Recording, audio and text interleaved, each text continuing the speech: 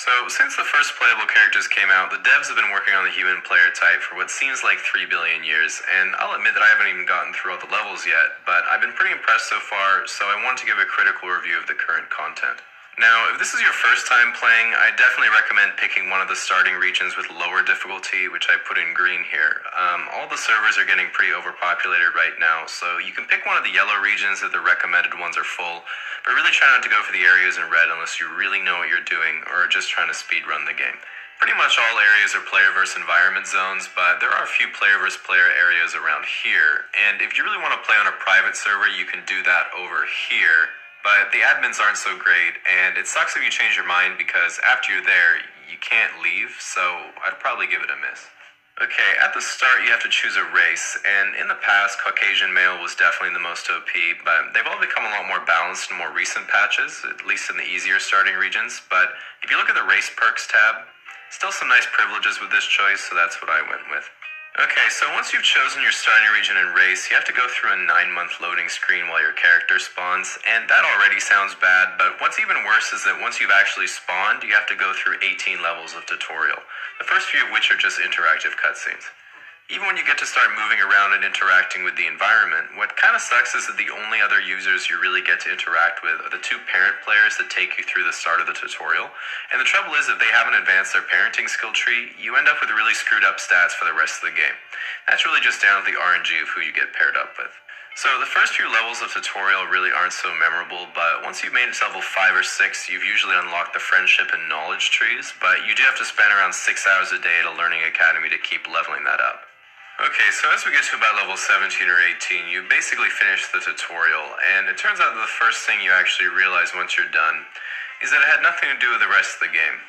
And it turns out the whole tutorial is pretty much designed to sell you the college or university DLC, which is kind of overpriced for what you get, but if you decide to go for it, it can help you get a step up on free-to-play players in the mid-game.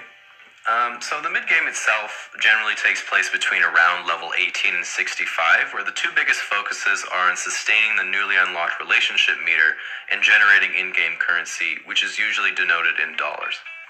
So first of all, the relationship meter. This is the built-in drive to find a sexual companion, spend time with them, and reproduce.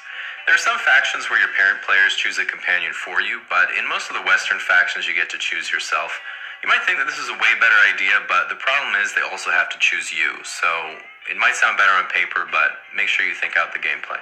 Now, when it comes to generating in-game currency, the most common strategy is to trade your playtime for dollars.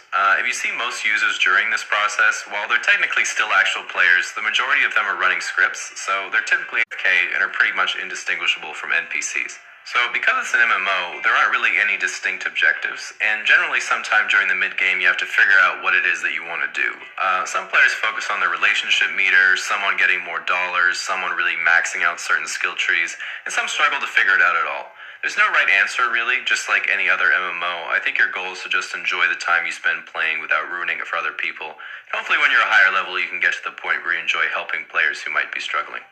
So when you do get to around level 65, they say you should be at the end game content, but in practice this is getting later and later all the time, despite the level cap remaining pretty much the same.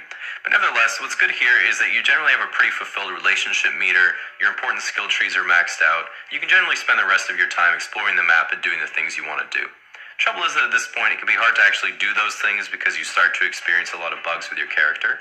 This is just because with the amount of variation in each user's programming, you can't expect it to function perfectly after so many iterations. Around level 80 is when you'll really start to encounter a lot of errors, until eventually the screen just goes black and your playtime is over. A lot of users wonder what actually happens at this point, and no one really knows. Some players think you respawn, some think you only get to play once, some even think you unlock a sandbox mode where you can basically just play over all the good bits on a special map. But it doesn't seem to me like there's a big difference between before you start the game and after you finish, so don't overthink it and make the most of your playtime.